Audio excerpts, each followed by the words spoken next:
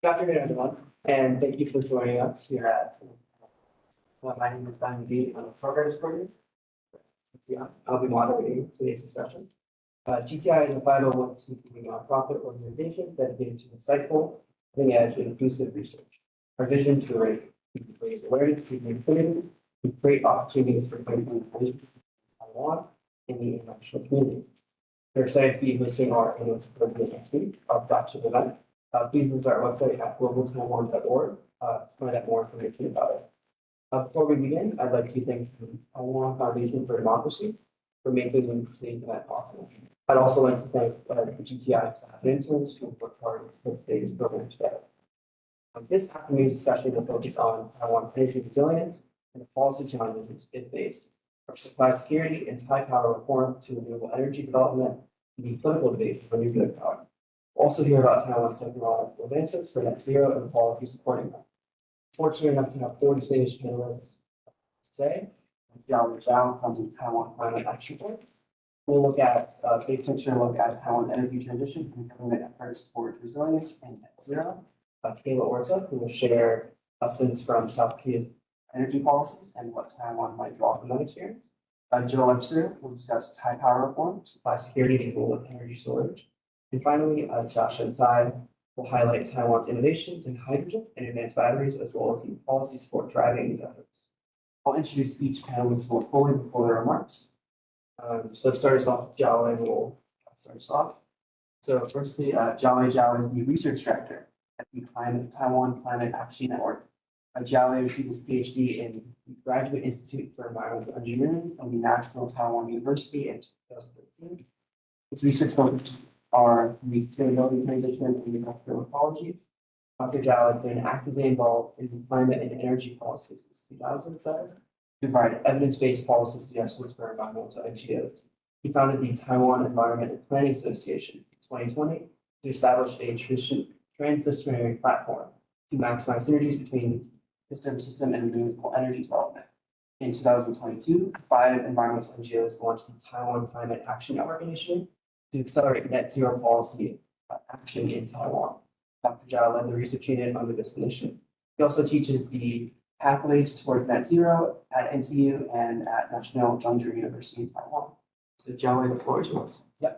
Thanks for the introduction. Yeah, it's pretty weird to listen to my self-introduction for this long part. So let's change my slide. Yeah. During the arrangement, I'll just give you some introduction of myself. I'm Zhao Zhao, and I serve as a research director of the Taiwan Climate Action Network, and I am also a member of the Presidential Climate Service Committee, which is that we will every 3 months, every season, we will have a meeting with the President for around almost 3 to 4 hours to discuss about different kinds of climate policy. And the key ministers will also join us together to talk about some latest development around the climate and the energy policy. So the topic of today, I was setting out as the resilience by design, because we are thinking the resilience energy resilience become a buzzword in Taiwan for the past two years. And for the past year, since the President taking office, he mentioned about we are moving into a stage we call the energy transition 2.0. But everybody was kind of thinking of what the 2.0 means. Yeah. From my perspective, I will identify this energy transition 2.0 should be more security driven than resilience driven, compared to what we see for the past eight years under the President Tsai. She talking about energy transition is more based on how to phase out the nuclear, and also to support the industry competitiveness around the Korean energy industry. Okay, next slide. Okay, so this is the I can give you a broad overview about the action network. So basically, we are joining an initiative from 5 local NGOs. We are fully not government fund organization. So I will insist that it's a little bit different compared to diesel, which is fully government funds think tank. And you can see from our logo to be right here. Like when I meet President Tsai about, I explained this logo to her. It's not, this logo means that actually the Taiwan Climate Action Network, we want to bring the climate action story in Taiwan to the world. So we are joining the top the International Climate Talk or the New York Climate Week for the past 2 years. So we just organized an event in New York talking about the latest NDC 3.0, the latest climate commitment between the Taiwan, Korea, and Australia. So actually, that's our goal. We want to serve as a hub of the Taiwan's climate and energy action to the international climate change climate community. Okay, so please follow our LinkedIn. Scan this QR code if you want to know more about what's going on in Taiwan. Next page. Okay, so I want to talk about the energy resilience. Like I said, it's becoming a buzzword in Taiwan right now. But we also find out some common myths. The first myth will be coming out around because Taiwan we have a highly dependency around the LNG import, around all fossil fuel import. So we can only keep that on for around 2 weeks if there's any blockade or quarantine was happening by the 20 military action. So this kind of argument will lead to a kind of like a narrative saying that the nuclear are the savior to all those kind of trouble conditions. So this is what we heard during the nuclear referendum, which was just finished last month. So this is a kind of like a myth we have heard about energy resilience. But on the other side, and there is myth around the energy resilience we heard is that the US LNG will be a kind of like they did not using the story. That's not from my perspective. From my perspective, is that when the Secretary of President Office, Mr. Pan, is showing the Alaska LNG Summit, so-called Sustainable Energy Summit, this June, and he mentioned about Taiwan's energy resilience highly depend on the relationship with the United States. And he mentioned about that if we can invest the Alaska LNG project, that might be enhancing our energy resilience. So from my perspective, it's kind of like those are the other myths when we're talking about the energy resilience. Next page, please. So the first thing we want to highlight is that how long Taiwan can keep the lights on if everybody want to know this issue. Because when we say, okay, the Taiwan can only sustain our energy demand, if there's any blockade happen for only 2 weeks, they are only taken into the LNG supply, demand supply into the equation. But if we take it as a whole, is that according to my estimation, that if we are looking at a scenario by year 2027, that means that if there was anything happen around the Taiwan Strait, we cannot import any fossil fuel. That means that coal, oil, and LNG. But domestically, our renewable energy can support around 70 kilowatt hours of electricity. And the fossil fuel power plant, which rely on the existing fossil fuel store in Taiwan, can give another around 20 kilowatts hour of electricity. That means that our electricity supply can provide us around 33% compared to the normal situation by that time. Then at the same time, when we look into the demand side, that means that 40% of our electricity are consumed by the export-oriented industry. When that thing happen, those kind of export in the industry, those activities will be shrinking dramatically. And when those kind of situations happen, we will know that there's no we don't need to go to the shopping mall anymore. and then those kind of Taipower 101, maybe they will also turn off their light. So that means that for the residential, the service sector, they will also cut our electricity consumption by around 70%. So according to my estimation, that it's not possible we can sustain our electricity demand for almost 1 year.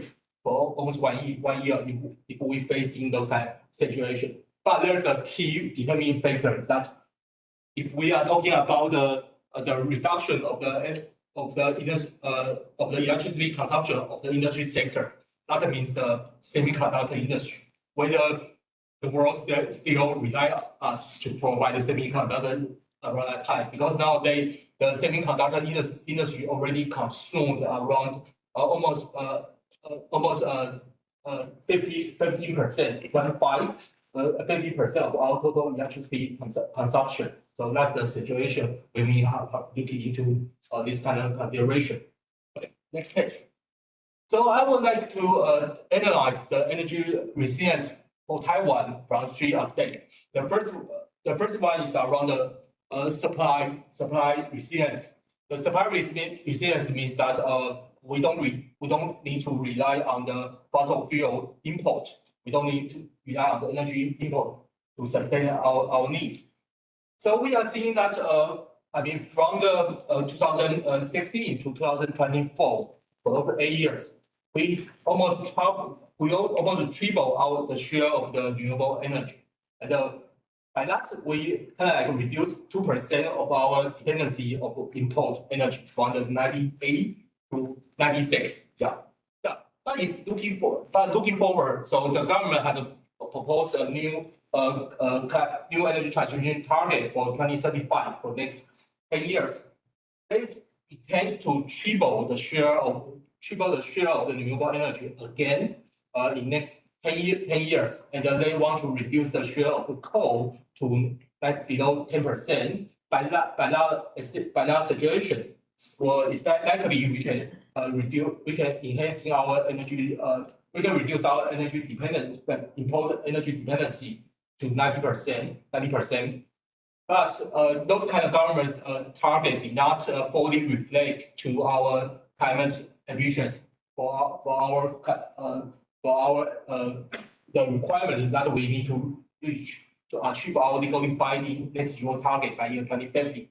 So we propose that we showed another energy transition target is that we need to enhancing the share of the renewable energy to 60% by year 2035, next 10 years. So we can reduce our dependency for import energy to 74%. And then for the long term, for 2050, the government had proposed a net zero roadmap. That means the share of the renewable energy will achieve around 60% to 70%, and then they can translate that they can almost cut the dependency of the energy import to 60%. But we also propose another alternative scenario which can further to enhancing our energy security. So that's what we need to discuss when we talk about this kind of energy resilience. The first thing we're thinking about those kind of long-term supply resilience. We need to we need to comply with our climate policy, and at the same time, and that will have the co-benefit in terms of our energy resilience. Next slide, please. And I will quickly jump to the grid resilience at the second layer of that. So the grid resilience in Taiwan, unfortunately, is always enhancing by the disaster, not by the design. So after the blackout in 2022, so the Taipower proposed kind of like a great enhancement investment for 10 years. But we know, and Joe will talk about the financial condition for Taipower. So it's hard for them to make this kind of capital investment if they are still facing those kind of deficit in terms their earning. But there's two other pillars for the great resilience. the latest one is that after this July, we are hit by the Typhoon Denise. So the Tainan area was kind of like facing a weekly, almost a blackout for almost 1 year or one week. So the government proposed a recovery plan, and so if we in that recovery plan, that's around 0.8 billion NTD will invest in the great resilience project within the around the Tainan area. Another one is that when they have some discussion in the host society resilience commission, they come out proposal that they identified almost 186 area village that will be facing a challenge in terms of those natural disaster. So for those areas, they need to set out the microgrid for those to sustain their life supporting system when the disaster was hit. But according to my understanding, the budget for this plan is also already affected by the government budget and the revenue allocation reform, those kind of discussion right now. So that's what, okay. So the last resilience I want to talk is around the mental resilience. Like I said, the way we can enhance our supply resilience is by to have a large share of the renewable energy. But in the meantime, we find out that the public support of the renewable energy for the energy transition is already eroded by the disinformation. And this disinformation is we find out that we do some study, we find out it's coming from another side of the Taiwan Strait. So we already see those kind of linkage for that. And then that means that the public support for the solar and the wind and offshore wind, according to the latest survey, is almost lower compared to the nuclear. So that's basically a situation. And then nowadays, it's kind of like the public is still less than 10% know about we have a high percentage. The energy was import, and less than 10% will support the renewable energy deployment based on the energy security concern. So this is the situation we need to face. We need to face this kind of reality. That's how to using the concern or the consideration around the national security or the energy resilience to make the public are willing to support the energy transitions. Okay, the last page. So then I will conclude my presentation, my sharing by this slide is that the government just hold a flagship forum around the resilience 2 weeks, maybe not 2 weeks ago, and President Lai, he mentioned about, he said the climate change is and the authoritarian are the key challenges that we need to face. So he thinks the climate resilience is very important one. But during that forum, when they're talking about the energy resilience, they only focus on the how can we ship in the LNG when the older thing was plugged in? Should we have build our own LNG ship, or should we have some kind of like the insurance mechanism to deal with that? So we did not thinking about those kind of long-term resilience. But in the other aspect, Taiwan, globally, there's a lot of countries submitted that is climate commitment this week. The Taiwan also announced the draft of our NDC 3.0, our 2035 climate commitment in September. And then in those 70 pages, they mentioned about the resilience 13 times. And then they talk about energy resilience, economical resilience, climate resilience. But those kind of, although they mention about this resilience, but when at that forum talking about those kind of resilience, whole society resilience, they did not bring this kind of climate commitment into the discussion. So we see a kind of like there's still a gap when we're talking about the energy resilience community, energy transition community with the national security community for those kind of discussion in Taiwan right now. So that's a gap we need to bridge, and then that's the thing we are working on right now. Okay, so basically that's my opening remark. Yeah. Thank you, Joey, for those really setting the stage for that big picture. For our next speaker, we have Kayla Orta, who's going to be joining us virtually.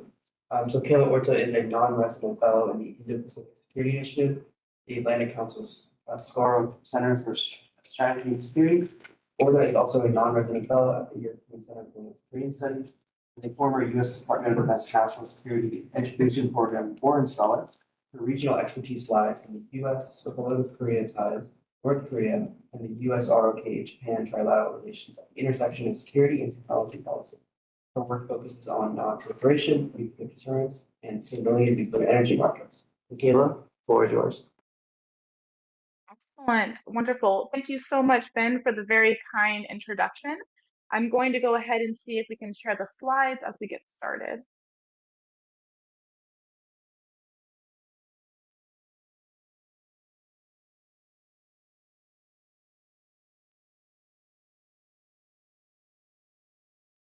Excellent, I believe we can see that there. Well, wonderful. So first off, thank you so much for the kind introduction, and a very large thank you to GTI for the opportunity to join this very interesting panel and talking about energy resiliency. So as mentioned, I am actually very much a Korea scholar by trade and training. And yet there's been interesting conversations in recent years talking more about Taiwan and South Korea cooperation. And I think there's quite a few interesting lessons and opportunities that we can glean from some of these historical comparisons, as well as future opportunities for partnerships. And I will say that, as I start, I think many people don't often think first and foremost Taiwan and South Korea. I think the only places that we're really hearing this more specifically in the news in the context of energy is really about the Trump administration's conversation around the Alaska pipeline and thinking LNG with Korea, Taiwan, and Japan. And I won't be talking about that specifically today, but I think it's a good opener for contextualizing that there is some room for conversation and thinking about larger international cooperation around energy and opportunities that can happen moving forward. I'm going to head and move to the next slide. There we go.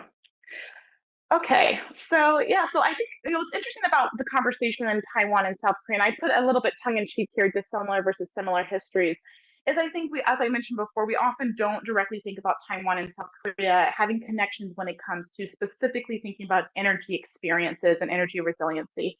And that I would argue that there is quite a lot here that we can dig into and shared experiences, shared historical narratives. Also, if you look at historically the geopolitical tensions in the region for both nations, in many ways, that history and that current tension plays through in how both countries think about domestic security issues, national security issues, and how we tie in energy security to that conversation. Because of the international politics, we see that drive in making sure the conversation continues forward and thinking about energy resiliency. And additionally, both nations have very high energy import dependent nations, and they're also very high energy intensive industries domestically. So we can think of obviously semiconductors in both countries, but also other forms of heavy industry in South Korea. So at the end of the day, there's quite a lot that we can say here that puts a very similar case study and juxtaposition of the two nations. And in particular, if we look at the civil nuclear landscape, I think many in the room are familiar with the fact that South Korea is a very large civil nuclear energy developing nation. And then as we've all heard that we've had the final shutdown of the last reactor in Taiwan, as well as a referendum, which we'll talk about momentarily. But what's particularly interesting is that there is a lot to talk about when you think historically both nations had a very top-down approach when instituting the drive and initial policies around nuclear energy. And later during more advancements of either democratization or the expansion of political parties, we saw the rise of environmental focused protest culture, and that also pushed back against nuclear energy. And so I included these two photos as a juxtaposition. One obviously is quite old for Taiwan, and the other one is actually pretty recent for South Korea, and it was not too long after the release of the Fukushima waters a couple years ago. And this also is all taking place not only in an international context, but a domestic context that is at times very hyper-partisan. And we're seeing increasingly nuclear energy being kind of caught in between both of these political dimensions externally and internally as well. So if we get into a little bit first onto Taiwan's nuclear track record, I think many people in the room are much more familiar specifically, but I will say that it's been interesting to follow and to see where things are headed. Obviously, this goes back to the Nuclear Free Homeland by 2025 initiative.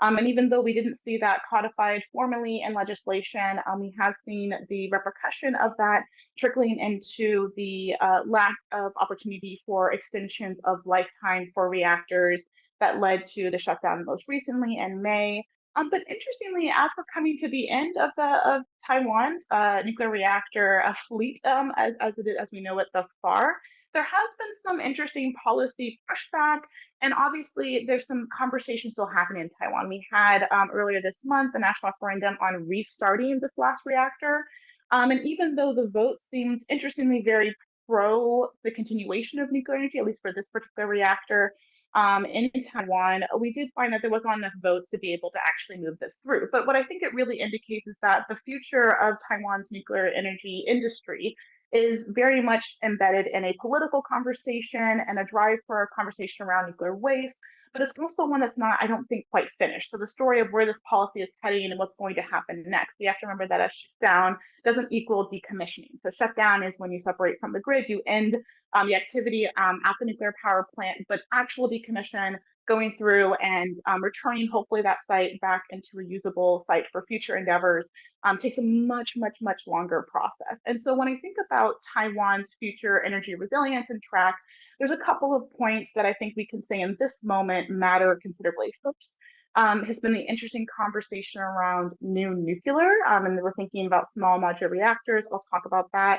And then second is this near-term question and this responsibility of addressing what is going to happen with the nuclear waste and how does Taiwan conceptualize nuclear waste management moving forward. Now, if we take a look and we switch over to the South Korea side of the conversation, what's really interesting is that South Korea too has, as we all know, very recently had its own version of a nuclear phase-out policy. We saw this during the Moon Jae-in administration.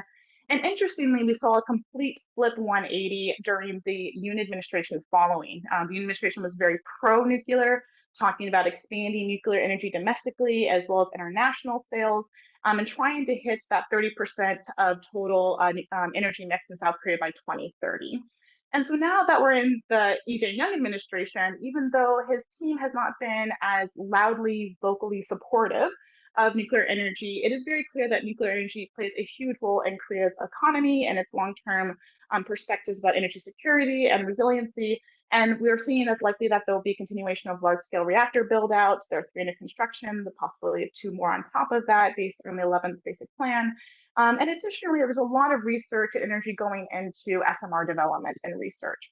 What's fascinating to compare about Taiwan and Korea is that Korea is also, for the first time, beginning the process of a decommissioning. So even though Kori 1, the first reactor in South Korea, shut down in 2017, it reached the end of its life, that reactor didn't actually go through the initiation for decommissioning until very recently. And what's particularly different and particularly interesting about, I think, the mindset around nuclear and nuclear as an industry and as a business platform in Korea and thinking about how they structure manpower and opportunities around this is that as they're moving into the decommissioning phase right now, Korea is really thinking about how do they capitalize on this, right? So they're thinking, how do they build up the technology to do decommissioning domestically and start thinking more broadly? So you see not only a continuation of the industry, but also some talent transfer happening, which would be an interesting conversation to talk about as well. But of course, Korea also has its own urgency around nuclear waste storage. There's been some positive conversations around the Special Act back in February earlier this year. And of course, there's been quite a bit of research done on advanced nuclear reactors, particularly thinking about Smart 100 and ISMR. And so with all of this, there's a lot of kind of background details to help explain a little bit of some of the areas that can be very clear for sharing of knowledge, cooperation, also some forward-thinking opportunities for Taiwan and South Korea to consider. So there are 3 really clear areas that we could talk about, and I won't be able to get into a little bit more on the comparison of the civil nuclear legislation and thinking about how each country individually enacts its own policy and forward thinking for energy security currently and in the future. But I think particularly decommission and waste storage solutions could be a very clear area where there can be cooperation. And then moving forward, should Taiwan choose to pursue a form of new nuclear, if there should be a continuation of conversations around what safety looks like, if a small modular reactor or micromodular reactors are a better fit, then there's some really interesting opportunity for collaboration between the 2 countries. And it might seem a little bit backwards to talk first about decommissioning and waste storage before talking about nuclear energy R&D. And the reason I did it this way is I think, especially in Taiwan, there's an understanding that domestically, there needs to be not only a reevaluation of safety around nuclear energy, but also a really good due diligence conversation and communication around nuclear waste storage and thinking about not just short-term solutions, but also thinking long-term solutions. And I think if Taiwan were at some point to either restart reactors or look into other options, first being able to say that they have solved elements of this issue and this long-term problem would be necessary for garnering the type of domestic support and domestic interest and buy-in that it would need long-term. So briefly to talk about decommissioning, and then to talk more specifically about the storage, and also particularly about advanced reactors. So on the decommissioning side, I won't go into a ton because I think we get into a little bit of the technical and the scientific side of this, but it has been interesting that Korea has also experienced opportunities for lifetime extension for reactors. Maybe this will be something that will continue to circulate as a possibility in Taiwan. But when thinking about pathways for decommissioning, obviously we have this process happening in Taiwan, but also in Korea, as I mentioned, this is beginning and it's starting. And there's some possibilities there for potential collaboration and sharing of information there. And in particular, the short-term storage, so we think dry cask storage. So this is when nuclear fuel has left the reactor, it has entered the cooling pool, so like the fuel pool, and then later being moved into a dry cask storage is normally the process we follow in the US and in many other countries, also in Europe. And there has been some good news about Taiwan partnering with NAC International to be able to develop storage capacity, but also South Korea is doing quite a lot of research in this space right now in the past few years, and they have also been collaborating with the same company. And so there's a possibility here to think through some of the developments and the technology cooperation to help reassure the conversation around safety and security for nuclear reactor, nuclear energy that could then push forward for moving onward. And I do include one photo here. I just thought it would be helpful to include this to think about scale. I know that sometimes when we talk about nuclear energy, people like to put a map up. They have all the placements for nuclear power plants and they show all the dots on the map. But I think what's really helpful for, especially for those of us both pro and anti nuclear on the side, to think the scale of this. So these are this is an example of a dry cask for storage. These are the type that are used in the US and as I mentioned, other countries, including South Korea.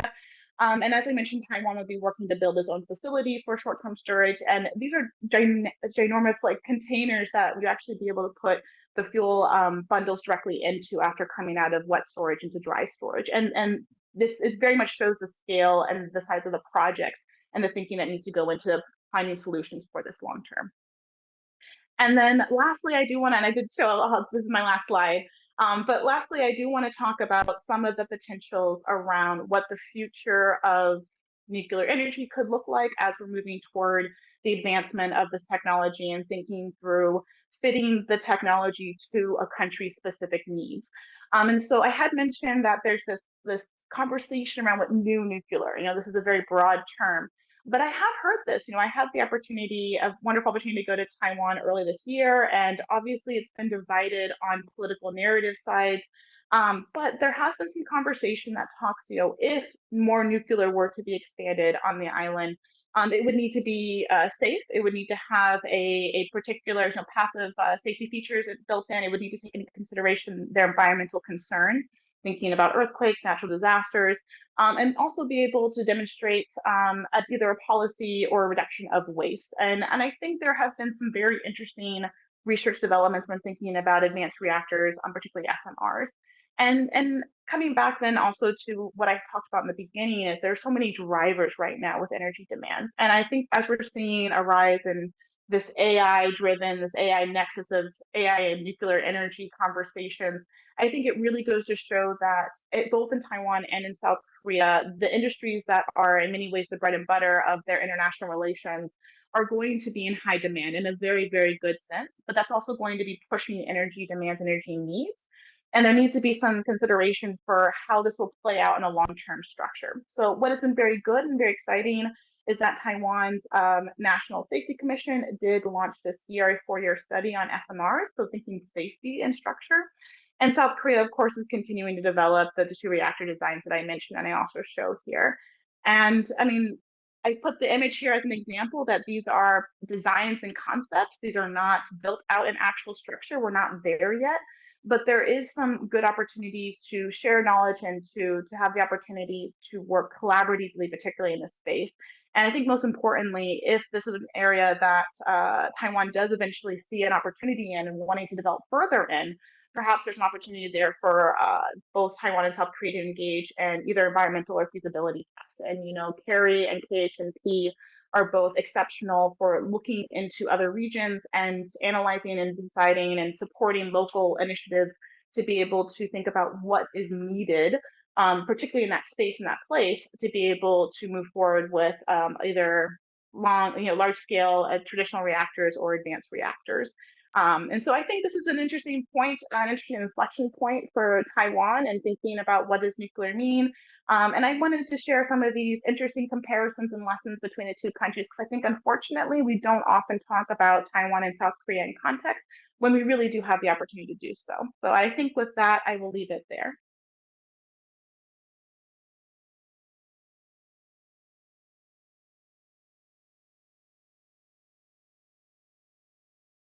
Hopefully, I think I finished perfectly in the 15-minute window there.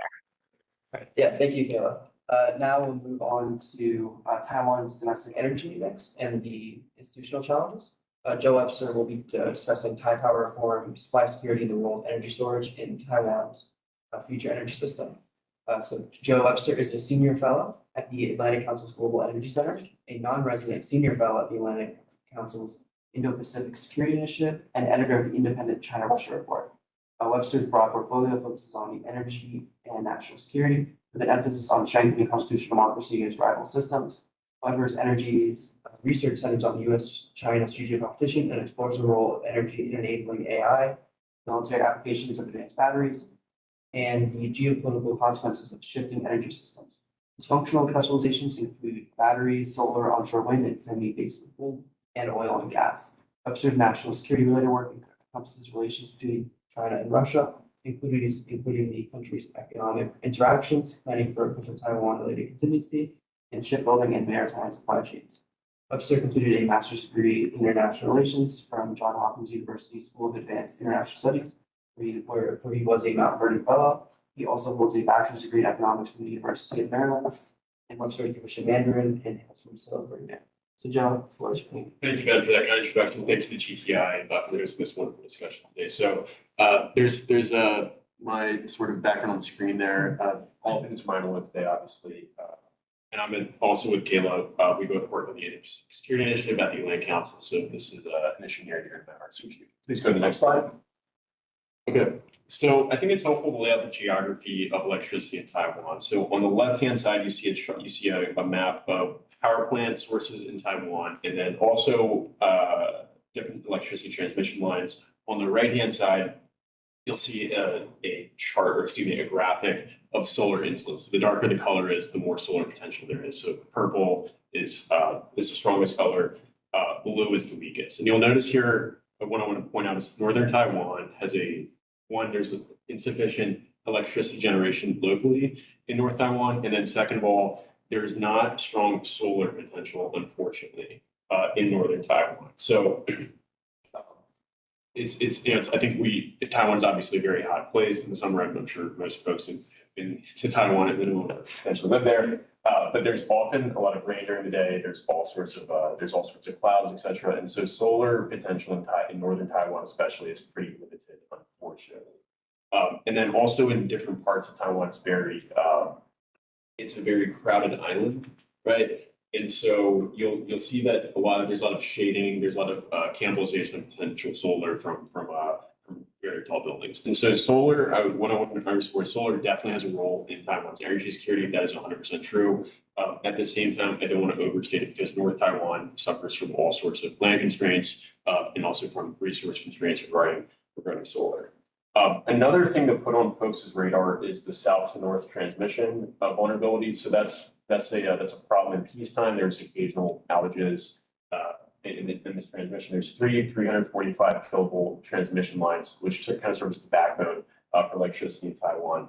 And they should obviously be strengthened. There's things we can do with conductors, with advanced conductoring, reconductoring, et cetera, dynamic line ratings, which can increase the capacity of those. And that's very useful for peacetime. I think Taiwan should absolutely look at that. But at the same time, there are concerns, that is a potential vulnerability in a coercive scenario where the PRC is attempting to change dynamics on the ground in Taiwan via potential military or sabotage methods. And so those are some just some basic facts to get started. Also, when we talk about electricity demand, so Jiawei made a very interesting point about how it's a lot of Taiwan's electricity load is export dependent. So 15% of electricity consumption is for semiconductors. Those potentially could be blockaded in this scenario, but semiconductors are shipped. They're not shipped via vessels, they're shipped via planes typically. So there's different dynamics of a potential blockade scenario which are worth unpacking in depth. So whether it's a maritime blockade, an aerial blockade, or some sort of hybrid that will have important implications for the energy market, for the electricity market in Taiwan. Okay, so next slide, please. Okay, so this is a chart of Taipower and Taipower's profitability. So like most power companies, Taipower was impacted very significantly by 2022 and the invasion of Russia's illegal full-scale invasion of Ukraine, which spiked worldwide commodity prices. So Taipower lost a lot of money in 2022 and again in 2023. There's been an increase in electricity prices since then. Those electricity prices are, of course, very politically contentious. We're seeing this more and more in the United States, where rising electricity prices, in part due to AI, due to greater demand for AI, but other factors, is increasingly politically salient. That's also true in Taiwan. Taiwan's electricity power prices are about 13 cents per kilowatt hour, which is actually fairly low compared to the rest of the world. It's comparable to the US as well. And I would argue that's a major strategic vulnerability for Taiwan, given that about 96% of Taiwan's electricity relies on imports, specifically maritime imports, and so that's a major vulnerability. At the same time, of course, raising electricity prices is politically contentious. It's unpopular, and so that raising in electricity prices and energy prices in general, if they're increased, can result in political blowback. So, for instance, Kazakhstan dramatically increased energy prices, increased LPG prices, liquefied petroleum gas prices for the transportation sector in January 2022. They essentially, I forget if it was double or triple, it was overnight, but that led to a massive response from consumers in Kazakhstan who immediately revolted, and so that's Taiwan, in my view, should absolutely increase electricity prices, but it's important to manage that process carefully because that could have very important political consequences. So, all that being said, if energy prices rise, that'd be good for energy efficiency. So one way that Taiwan can enhance its energy security is just to consume less, right? And so raising electricity prices would decrease Taiwan's need to consume power. At the same time, increasing electricity prices would also incentivize new generation on the island. So that's an analyst perspective. Obviously, the politics of that is much more challenging, but it's important to just say that up front. So next slide, please. Okay. All right, so this is looking at electricity consumption by sector. So again, industry is the largest consumer by sector. In the most recent price decision, industrial prices were left unchanged. Residential prices increased slightly by about 3%. Again, you saw on the last slide that prices have been rising, especially since 2022. I would argue perhaps not to the amount that they should. And so, again, when we talk about a potential blockade or quarantine scenario, yes, the industry exports will be impacted, but it's unclear how significant that will be, how steep the reduction will be. Because again, with semiconductors, about 50% of electricity consumption is for semiconductors. Those can potentially be exported by plane, not by maritime vessels. So there are a lot of different nuances to the blockade scenario, especially which are worth getting into. Next slide, please. And so next slide. Thank you. So this slide is more just framing things at the strategic level. So it's not necessarily energy related specifically, but Taiwan has this Public Debt Act, which caps the debt to GDP ratio at 40.6%. Why is it 40.6%? I don't know, but it is 40.6%. I'm sure there's an interest in why that specific number was selected, but Taiwan has a lot of fiscal room to increase spending on one military, but also two energy. And both have these very important security implications. So if Taiwan was to not even scrap the Public Debt Act, but just bring its debt to GDP ratio to the maximum allowable limit, that would unlock about $120 billion USD for energy resiliency needs and for other national security spending. So that's about, I'm doing the math right here in the exchange rates, that's about 3.6 trillion new Taiwanese dollars. So a lot of capacity could be purchased with 120 billion USD in the electricity sector, in the broader security sphere as well. Next slide, please. Okay, so nothing too controversial here. Well, perhaps it would be. I would put in on a few things here. One, I think Taiwan can help by increasing the. So just there's a lot of text on the screen, but I just want to be comprehensive about this. So I would argue that Taiwan needs an all the above approach to energy. So looking at all forms of generation, all the electrons we can get, especially because this is a very potentially serious situation regarding the PRC. And it's better to act now in 2025 than days or even weeks before a potential quarantine or blockade scenario. This is, I think, a lesson from Ukraine, where Ukraine prepared significantly for contingency, but there were a lot of measures that were very slow to act in some cases, and I think that they regret that now. So I would encourage Taiwan to act now rather than wait. Okay. And last other point up here, I would just mention prioritize the North Taiwan, especially when we talk about energy resiliency. It's within, I think when as analysts, we tend to focus just on the holistic picture of Taiwan, where really we need to drill down to the regional level. And so we need to really prioritize North Taiwan's energy resiliency. So North Taiwan, which includes Taipei, is about half the population of the island. And so that's going to be a key, that's also obviously the political hub. And so that's going to be a key focus in any sort of contingency. So I would, and then lastly, of course, I have to say, I would strongly encourage Taiwan or friends in Taiwan to restart nuclear capacity as much as possible, as quickly as possible, especially in North Taiwan, just given the security dynamics play there. So I'll stop it there, but thank you again. Thank you, Jeff, for walking us through those key challenges. Finally, we'll hear from Jia Shen. He's a non-resident fellow at the Research Institute for Democracy, Society, and Emerging Technology, and a policy analyst at the Nicholson Center.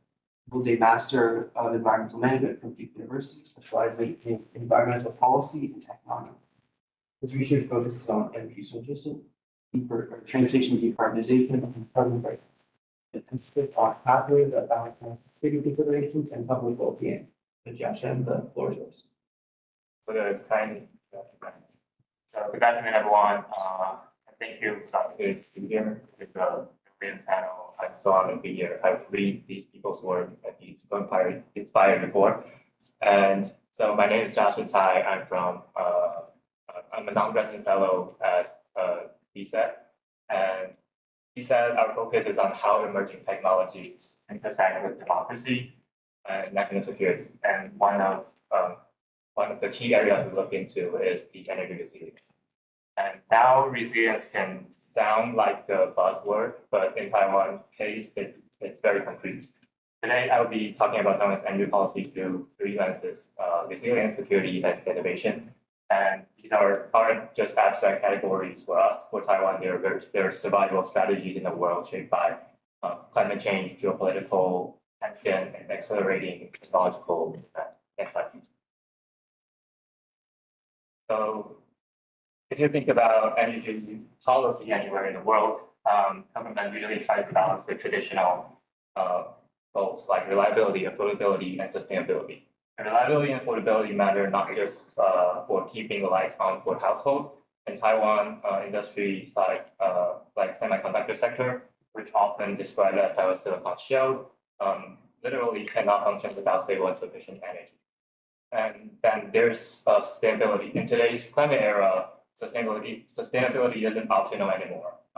It's also not just an altruistic move to cut carbon. It's about staying competitive in the global economy, and that's moving toward net zero. In Taiwan, there's also a strong domestic push. Reducing fossil fuels has bipartisan political support. partly because of citizens' concerns about air pollution. So for Taiwan, there's another layer, resilience under contingency. And we have to be able to withstand disruptions, either it's a typhoon, the cyber attacks, or in the worst case, a blockade.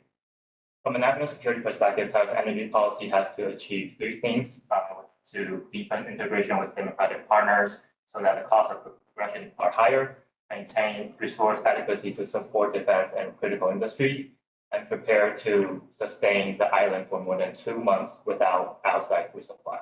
So what does this mean in practice? Our working assumption, these are working assumptions that the more Taiwan is economically intertwined with trusted partners on clean energy and technology, the harder it becomes for Beijing to coerce us.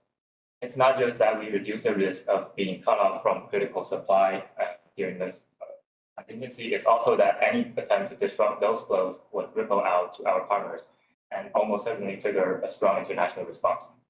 So at least that we probe questions like, how do we de-risk our clean energy supply chains during peacetime? How do we strengthen critical infrastructure like the grid and undersea cable against gray zone tactics? And how do we maintain energy supply if we find ourselves in a contingency scenario? So let me give you a concrete example of where these challenges meet: the rise of AI data centers. Next slide. As we all know, AI computing power is quickly becoming a new measure of national strength. Taiwan is central to this story, not only because we're the most advanced chips factory, but also because of our location as a regional digital hub. That's why global players like AWS, Microsoft, and Google are expanding their data centers in Taiwan, along with 5 new ones under construction.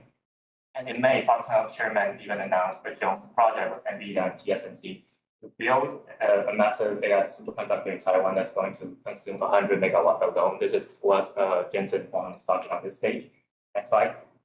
Now today, Taiwan's data center account for just 0.16% of our total consumption with the current 60 megawatt scale nameplate demand. By 2029, demand could reach 150 megawatts from our estimation, which doesn't sound scary if it's still under that 1% of our total consumption.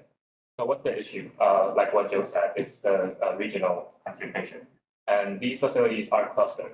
We are putting 300,000 households, which is the size of DC, in one place in a few years. And also these data centers will prepare to be built in the northern Taiwan because the cable landing station, you can see where the cable legacy are all concentrated at northern Taiwan. And that's close to cable landing station where latency is the lowest, and that creates two bottlenecks. First, transmission congestion. Northern Taiwan is already overloaded, and the data centers there are now capped at just 5 megawatt each because of the next.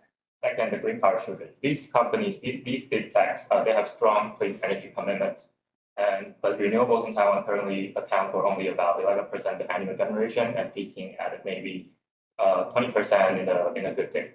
So what can be done? Next slide. On the company side, data centers need to improve efficiency and ideally bring their own energy, through on-site generation. And fuel cells are one option. I will return to that later. On the government side, Taipower has to strengthen the grid. Like this is already reiterated many times.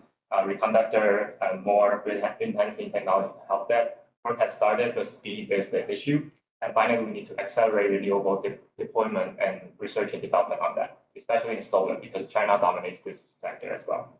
And the highlighted parts are the areas where DSET has been focused on over the past 2 years. Fuel cells are as a bridging technology and next generation solar as a strategic bet. Next slide, please. So next slide. So why do fuel cells matter for Taiwan? The answer is hydrogen. Renewables alone can't do everything. Solar and wind are variable, and batteries only store power for hours, not for seasons. Hydrogen fills that gap. It provides a long duration storage. It fills industries like steel and shipping. That electricity can decarbonize, and for imports dependent economy like Taiwan, it creates a way to trade low carbon energy with trusted partners. That's where fuel cells come in. Unlike a power plant that burns fuel, a fuel cell generates electricity through a chemical reaction, like a battery. But it's a fuel cell battery. If the fuel is pure hydrogen, the only byproduct is water. Even if you start with natural gas, emissions are still about a third lower than combustion. And Taiwan's 2050 net zero roadmap, which is a national policy, envisions hydrogen and ammonia supplying about 10% of electricity by 2050. The government has already set up a hydrogen promotion task force, and under its Energy Transition 2.0 strategy, it is piloting co-firing hydrogen and ammonia in power plants, subsidizing stationary fuel cell for data centers and semiconductor fabs, and funding hydrogen-based steelmaking R&D. Next slide. But the challenges are clear. Taiwan has limited land and renewable resources, so most green hydrogen will have to be imported, and funding is modest right now. It's just about $150 million. Compared to billions in other countries, it's really modest. Infrastructure like ports and pipelines still underdeveloped. Industry are expecting a clear roadmap from the government. Partially, those make international cooperation essential right now. Taiwan does have strengths to bring to the table. We have strong supply base for both photon exchange membrane fuel cells and solid oxide fuel cells, which are two flavors of the fuel cells. And our small and medium enterprises already supply critical components to leading US company like Boom Energy and like Delta Electronics, which is a Taiwan-based company, are developing low temperatures SOFCs and cut costs and reduce reliance on rare earths. Even our semiconductor industry play a role here, contributing advanced water treatment expertise that could help partners that has water scarcity in manufacturing hydrogen. And so in the short term, fuel cells with the right subsidies can help Taiwan's data center meet growing demand. And in the long term, they can anchor Taiwan's place in the hydrogen economy that is built on trust and innovation, not dependence. Next slide, please. And now I'm talking about next-gen solar, which is going to speak a little bit about the solar efficiency in the northern region. Next slide, please. The second key area that can fulfill all the criteria of effective energy policy is solar. And solar has become cheap and widespread largely because of China. Their state-backed mass production supported that. Today, China dominates every stage of the supply chain. The import dependence creates risk of disruption for Taiwan. Meanwhile, democratic countries have begun to ban solar panels linked to forced labor in China. And this is why perovskite solar cells are so promising. Next slide, please. Perovskites are a class of materials with a crystal structure that enables high efficiency and low production cost. In tandem with the conventional silicon cells, they can exceed the theoretical energy conversion efficiency limits, moving from 26% to 33% and beyond.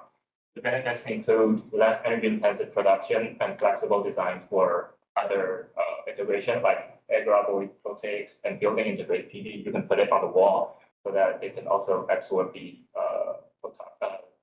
electron and return that into electron. And in this new space, the diversified market is free from Chinese dominance. Next slide, please. Taiwan is well positioned here as well with its strengths in semiconductor, electronics, and panel assembly. And can compete on innovation rather than scale. Our firms are pioneering applications in PIPV, building integrated PV, and agrivoltaics. And they aim to build a vertically integrated PSC supply chain in Taiwan as well. Here, policy also matters. The government has supported perovskite R&D through Industry Technology Research Institute, invested more than $1.29 billion in the past decade. You can see the graph on the left-hand side. And we're also restricting certain Chinese imports and help establish the Taiwan Perovskite Research and Industry Association to establish. Together, these steps show Taiwan is using policy plus innovation to carve out secure alternatives for the energy transition in the China-dominated market. Slide, please. So let me conclude by bringing these threads together.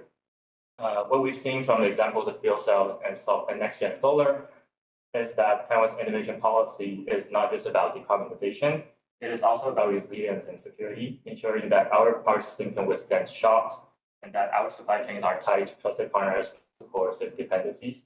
So my three takeaways are, first, Taiwan's energy transition must always balance reliability, affordability, and sustainability. But above all, it must deliver resilience under contingency as well. Second, policy and technology are mutually reinforcing. Subsidies for fuel cells and long-term investment in perovskite R&D show how government action can accelerate innovation while strengthening security. And third, Taiwan's comparative advantage is not just scale, but trust, transparency, and innovation as industry ability. By embedding those values in democratic supply chains, Taiwan contributes not only to its own survival, but also to the acceleration of the broader net zero transition globally. He said we are continuing research on blockade scenarios, China's climate ambitions, undersea cables, and LNG security. I may not be a bad person to speak to all of the wonderful results that we have published, but I'd be glad to connect you with our researcher if you're interested. And India and I look forward to the discussion. Thank you, Jackson, for those insightful remarks on Taiwan's innovations and the policy frameworks that support them. So that concludes our set of opening presentations. We'll now move on to the moderated discussion and audience Q&A. A reminder for our online audience, you can send your questions in the YouTube chat or email them to contact@globaltaiwan.org. So I'll start with a few questions just for our panelists, and then we'll open to the floor for our audience. So this is for Jiawei and Jiafen. What role do you see civil society and NGOs playing in holding the government accountable on these energy transition policies? Okay, so basically, in Taiwan, when we talk about the energy transition, there's a lot of space for the NGO to play. But the challenging thing for us is that when we talk about the social license of the renewable energy are getting reported right now, that's because we also find out some friend within the NGO, environmental NGO, or some local NGO, they find out some kind of like a NIMBY effect. Leads them to also don't believe the renewable as a solution. So that's a kind of like we will have those kind of internal fight between the NGO and we will see this kind of like this kind of discussion will be reflected to the mass media. So sometimes some mass media will say, oh, even the environmental NGO are all against for the renewable energy. So we have these renewable energy industries don't want to us. But for the Taiwan Climate Action Network, we are trying to set as a platform, try to figure out a lot of the mechanism to solve those hurdles, solve those problems. So we are actually for the past, for the past 3 years, co-work with the government. For example, like we are push for the government to pass the rooftop solar mandate that give a kind of like a policy pool for those kind of BIPV development. And then we also try to develop a kind of like streamline environmental and social checking process to accelerate the permitting issue for some utility scale solar. So that's the thing we are doing right now. So we are also trying to, I would say another thing that's happened before 2024. Yeah, so for past few months, we see some kind of like some kind of cabinet change in terms of the minister of the economical affairs. So we try to find a way to reconnect to have those kind of joint discussions with the government. Now try to enhancing the public trust of the energy transition. Yeah, I agree with Dao's observation.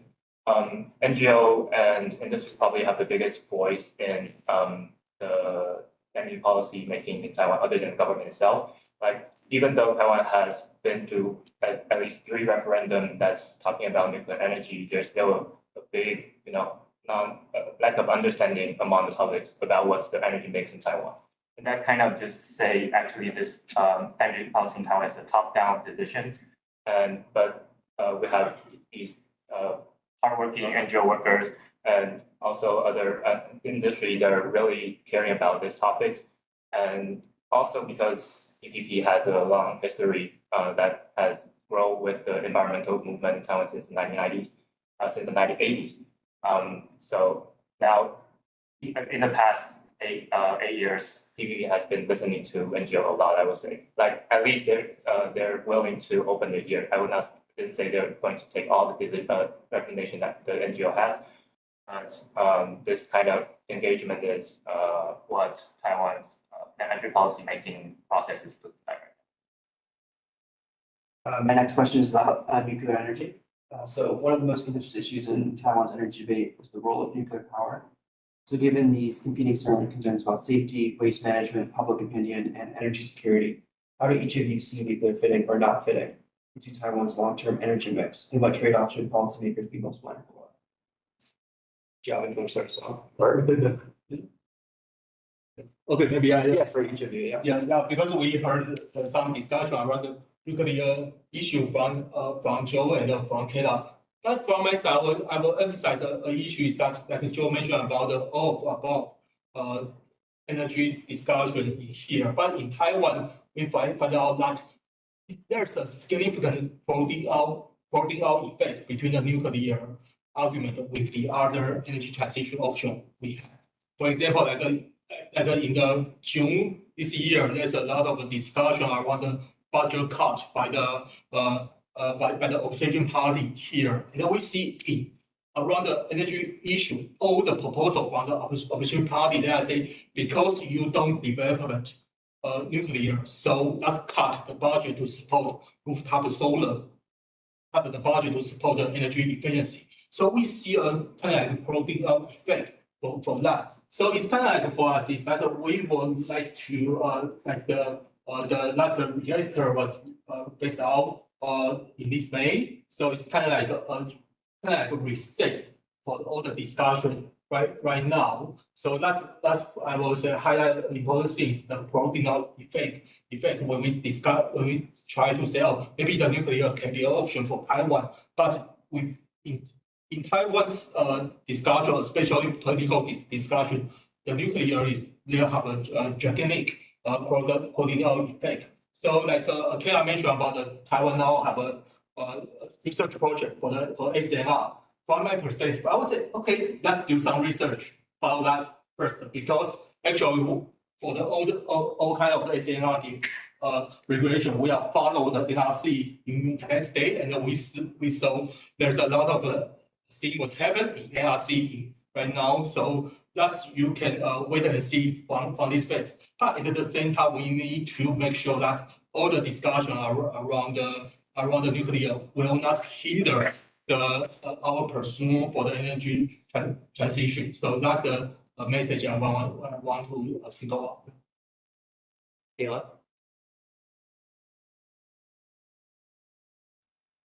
No, I think the point just made about how this has become very much entrapped in a partisan conversation is going to make any kind of furthering the conversation around restarting or continuing to develop nuclear energy very difficult in Taiwan. I think I definitely lean a bit more toward Joe's statement earlier that restarting is one of the fastest ways to make sure that we're preparing or Taiwan has the resiliency in place should there be a contingency in the region. But then I think also the fact that there has been some proactive engagement. So the 4-year study plan is not just just research. There has been some money behind it. It's very small. I think it only amounts to about 27 million US dollars equivalent. But it means that there is some government funding going into specifically looking into whether or not SMR technology will be an option, particularly moving forward for Taiwan. So I think the trickiest part is going to be, as mentioned before, that as with all democracies, you have a domestic populace that has an opinion, and you have policies and stresses with outside the nation as well as inside.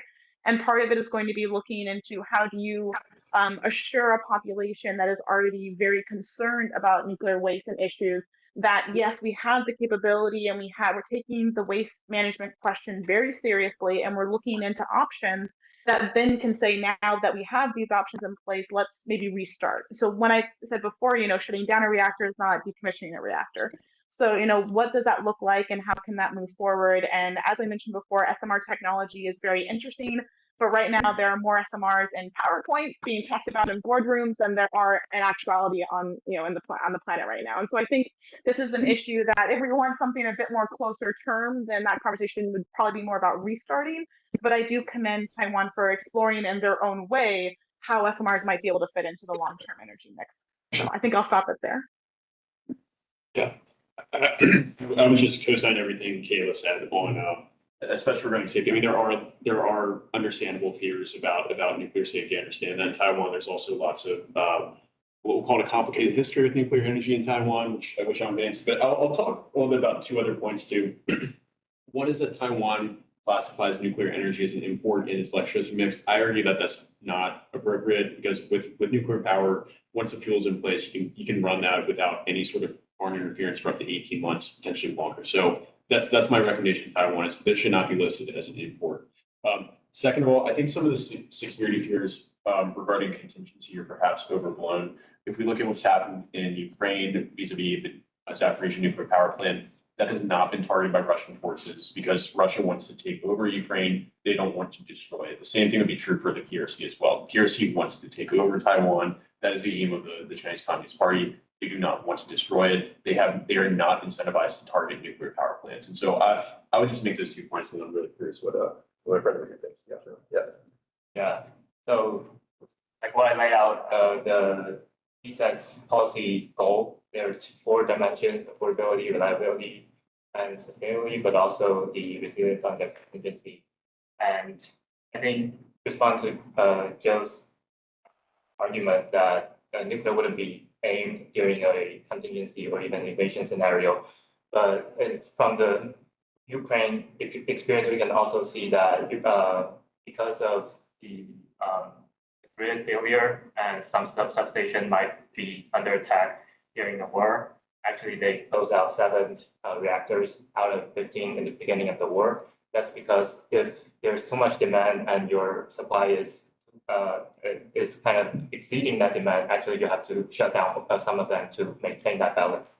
And like every concentrated power plant in Taiwan has that problem. If we it's not only nuclear, it's these concentrated power plants all need to meet the demand where it is while there is a continuing scenario. So we're more, I would say the ideal energy mix during a contingency would be renewable energy first, but coal the next, and then the nuclear to us. And I think one of the points that hasn't been really stated is that the nuclear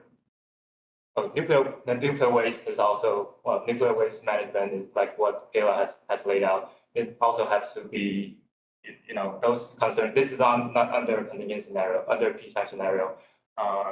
The policy, the perception of nuclear in Taiwan, it's a societal issue, and how do you convince, engage more citizens to allow the nuclear waste to put around their community is something that Taiwanese government had to initiate first to make sure that any new nuclear or restarting nuclear plant to happen.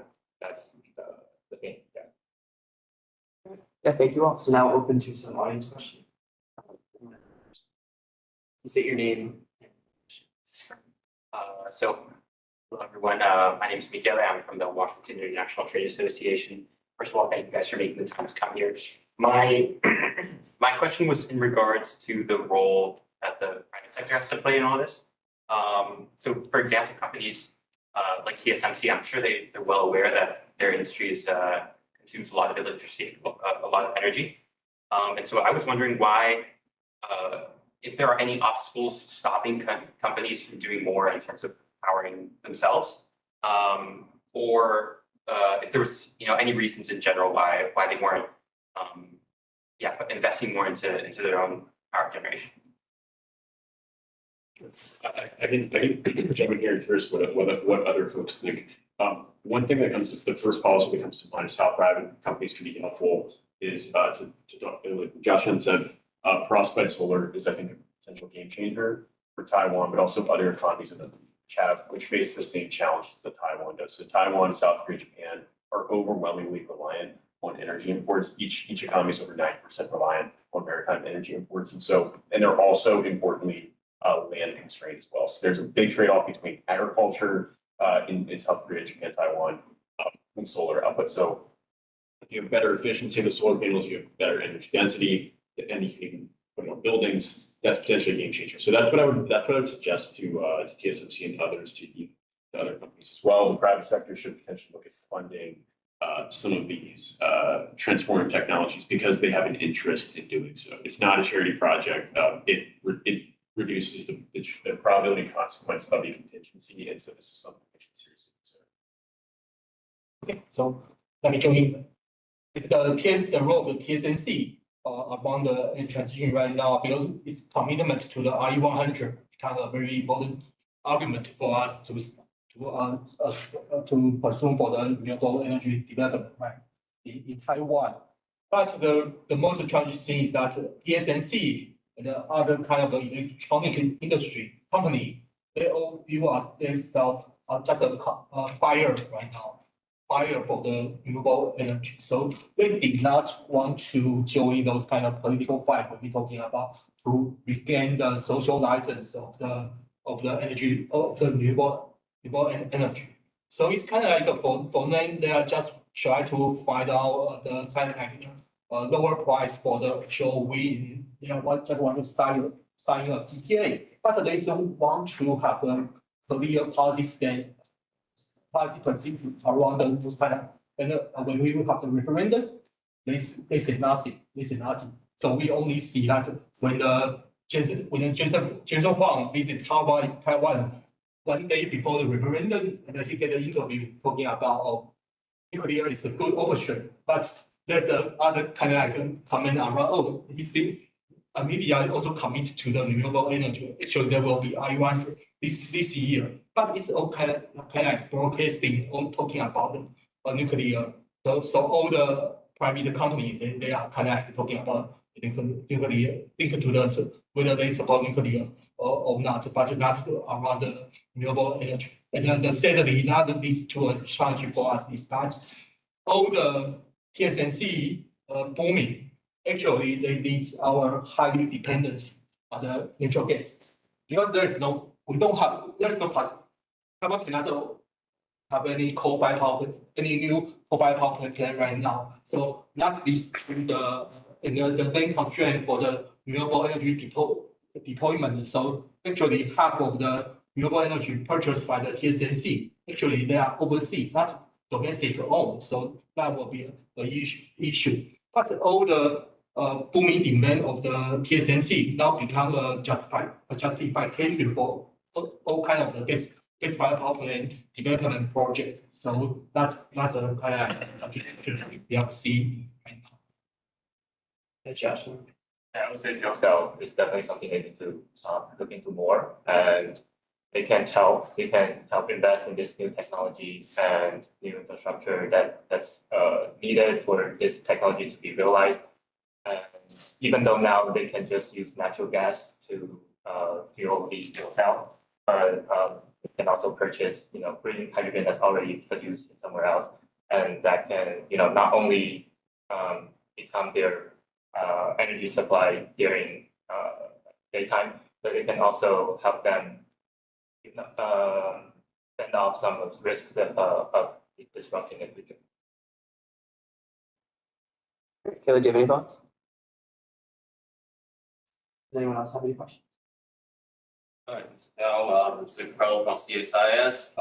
So I think now energy resilience has become a topic recently because that's one of the fundamental factors that will support the whole society resiliency. And we all understand that the survival of democratic regime resides on the support from the society and the people. I think when people talk about how energy security impact the survival of Taiwan, we often forget about that it doesn't just go straight from peacetime to wartime, right? There's competition, contingency, and then conflict.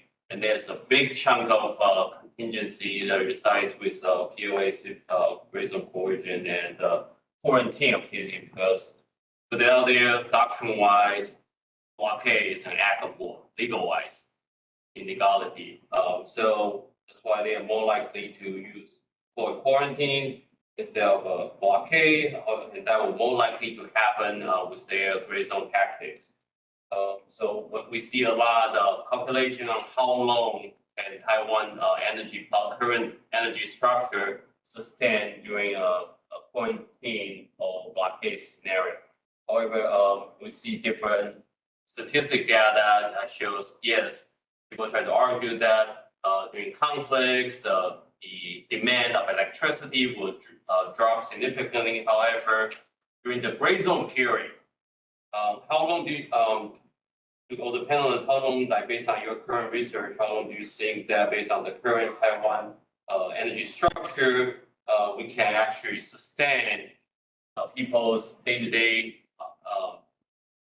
basic livelihood with minimal impact to society, that to avoid civil unrest during the gray zone origin and potential quarantine, because that means we want to make sure people have running water, electricity, air condition, TSMC still running their production lines, and that means you will see minimum reduction in energy demand.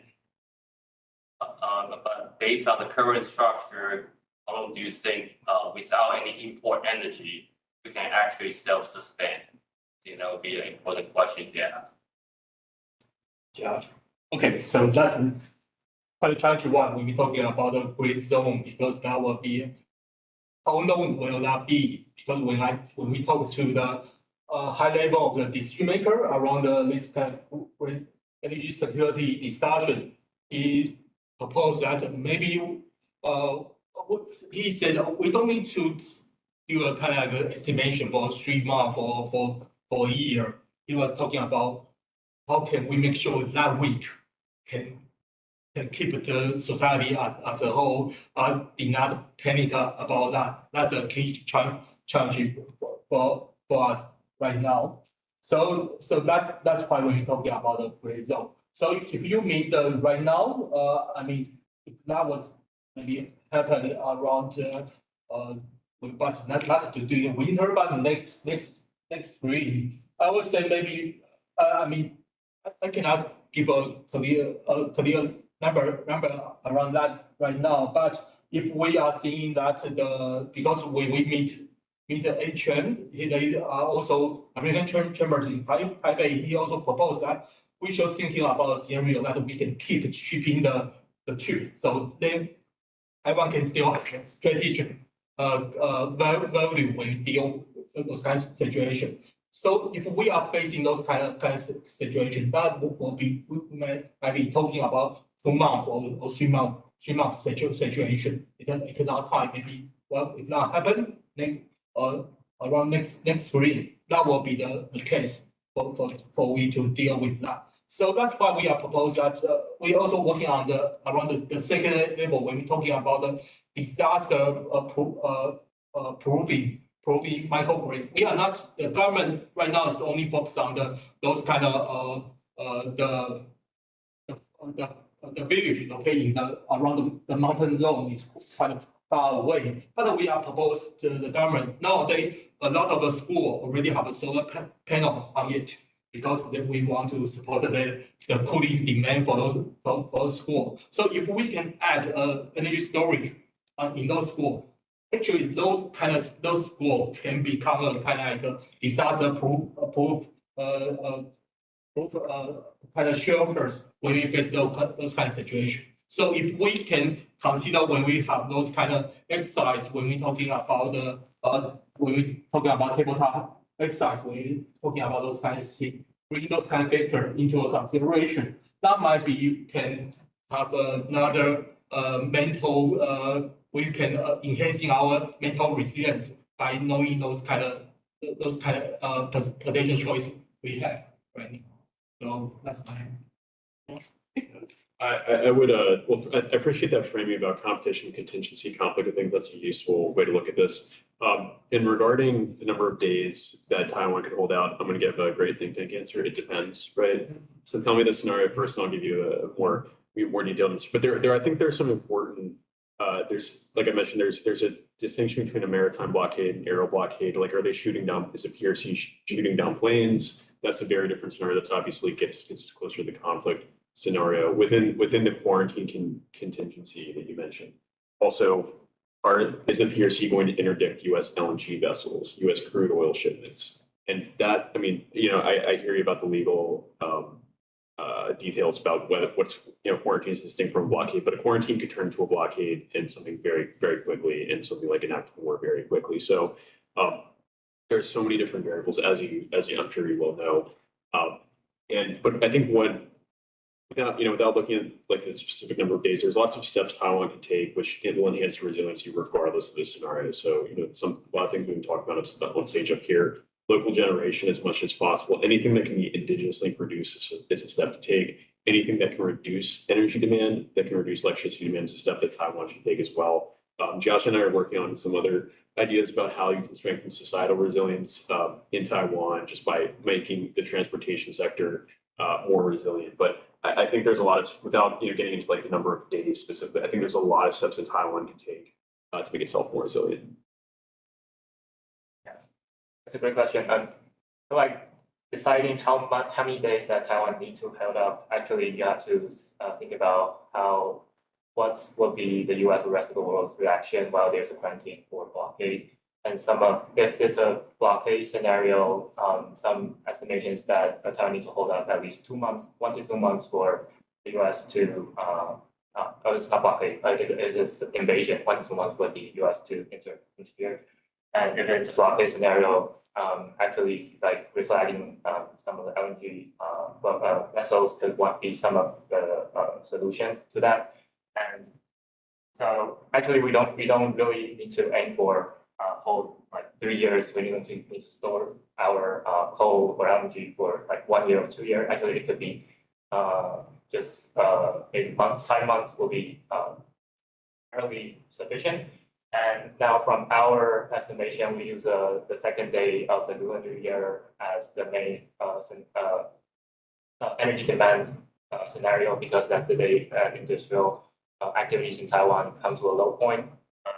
There's also some of the companies or manufacturers would stop because of like TSMC probably would stop some of their machines on that day. And using that estimation, we actually simulate that Taiwan can hold about 40 to 50 days from the current storage situation right now. And that's kind of that. We're thinking coal will probably be the main source during that scenario. And then LNG will be just to meet the peak demand, and renewable energy will also just maintain as they were, and that can hold to 40 to 50 days. That's kind of our estimation. But that's really like what you said, depends on many different factors, and different assumptions can lead to very different conclusion. So yeah, I think more discussion, more simulation would be very helpful. So we have time for one last question. Or if Kayla has a response. I was going to respond a little bit, but I do want to be cognizant of the time as well. I think the question is very interesting, and particularly the fact that it was highlighted that it's kind of the gray zone within the gray zone when thinking about the industry side. So I wanted to tackle that part of the question very briefly. And what's I think very interesting about the question is, especially if we come back to some of the conversation points and some of the suggestions that my fellow panelists have made, and thinking about if companies are bringing, as I think the term was said earlier, bringing their own energy into this, what does that look like as on-site energy or reinforced and developed grid for the entirety of that region or the sector? And I think that's going to be a really interesting additional what if to the question. So if we're asking the question, what if a scenario, and we're having this playing out where we do have industry continue and we do have TSMC moving forward, and then how does that play into some of the future perspectives as we talked about fuel cells? Many companies in the United States are talking about before the meter SMRs. And so what does that look like in Taiwan? And if we're playing this scenario out, not 1 year, 2 year, 3 year, but if we're starting to look 5, 10 years, then that becomes a much more interesting kind of what if question for industry. So I wanted to kind of wheedle in a little bit more into the industry point because I thought it was an interesting question.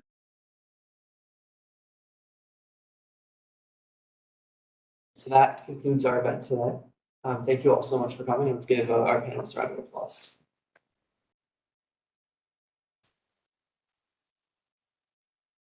Thank you, Kayla. Thank you. Pleasure to be here.